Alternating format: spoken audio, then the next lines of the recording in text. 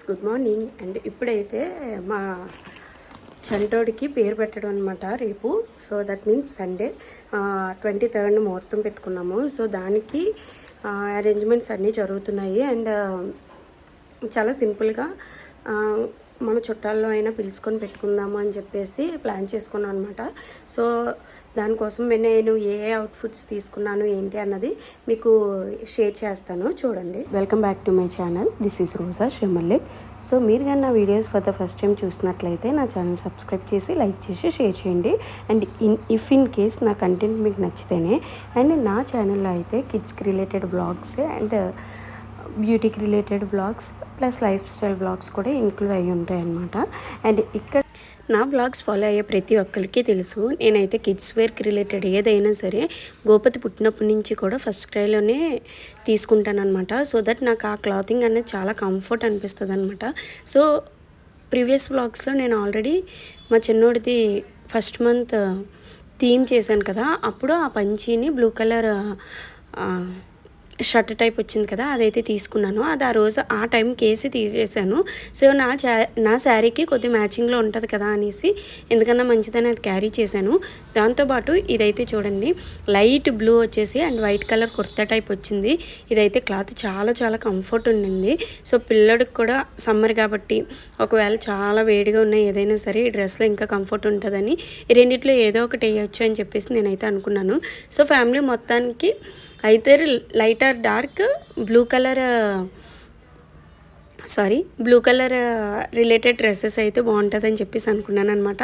And మా పెద్దోడికి వచ్చేసి సేమ్ చిన్నోడికి సెట్ అయ్యేలాగే గోపతికి కూడా బ్లూ కలర్లో అయితే ఈ లైట్ బ్లూ నేను ఫస్ట్ యాప్లోనే తీసుకున్నాను అనమాట. సో ఆన్లైన్లో పర్చేస్ పెట్టే కాస్ట్ అది కూడా చాలా రీజనబుల్గా ఉందన్నమాట. నేను కాస్ట్ అది నేను మీకు లాస్ట్లో షేర్ చేస్తాను.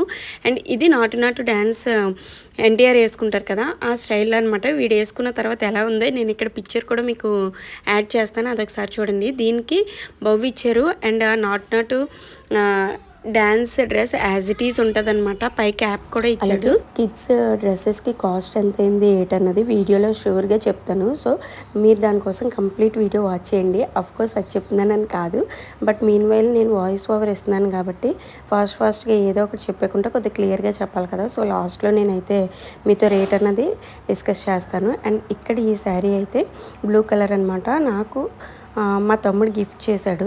సో ఈ శారీ అయితే నాకు చాలా చాలా నచ్చిందండి. అండ్ కలర్ వైజ్ అయితే నేను ఫుల్లీ సాటిస్ఫైడ్. నాకు ఇప్పుడు పిల్లల డ్రెస్సులకి ఇది నా శారీ కొద్దిగా డిఫరెంట్ కలర్ అయితే బాగుంటుందని చెప్పి నేను పర్చేస్ చేశాను. ఆల్రెడీ షార్ట్స్లో ఈ పాటికి వీడియో రిలీజ్ అయ్యి ఉండొచ్చు.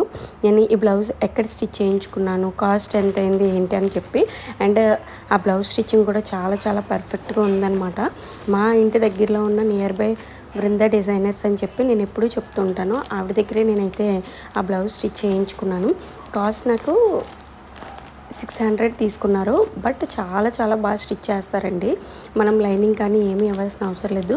చైర్కి ఫాల్స్ అన్నీ వేసి ఆవిడే స్టిచ్ చేస్తారనమాట. సో మనం ఎక్కడికైనా వెళ్తున్నాము అంటే అవుట్ఫిట్స్తో పాటు మస్ట్ అండ్ షుడ్గా క్యారీ చేయాల్సింది.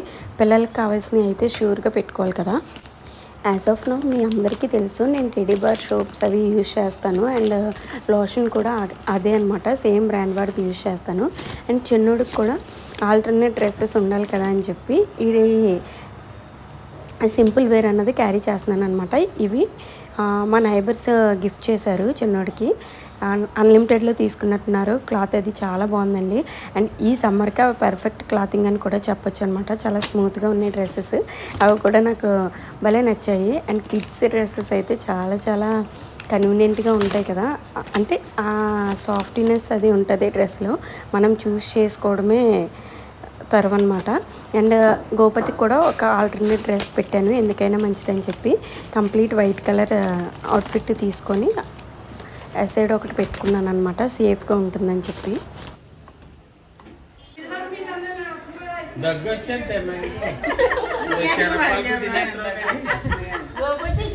అండ్ ఆ వర్క్ అంతా కంప్లీట్ చేసుకొని బయటకు వచ్చి చూసేసరికి మనకి పాపం మా నైబర్స్ ఇంట్లో నుంచి డబ్బా తీసుకొచ్చిందనమాట, పల్లీల డబ్బా.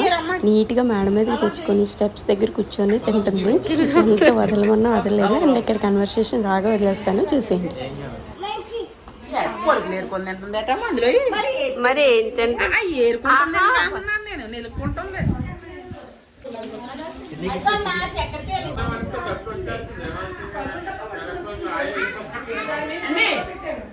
పట్టుకుంది అది కూడా పట్టుకుంది పక్కనే కూర్చుంది కూర్చుంది కాదు గుక్కు పడేసుకుంటుందని భయం.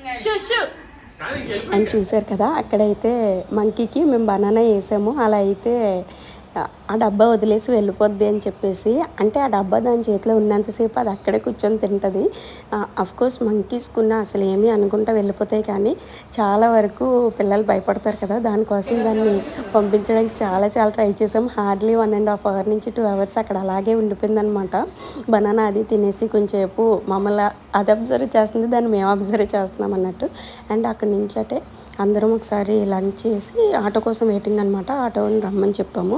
అండ్ ఒకసారి మా అక్క గోల్డ్ షాప్కి వెళ్దాము, చంటోడికి హనుమాన్ లాకెట్ తీసుకుంటాను అంటే వెళ్ళానమాట.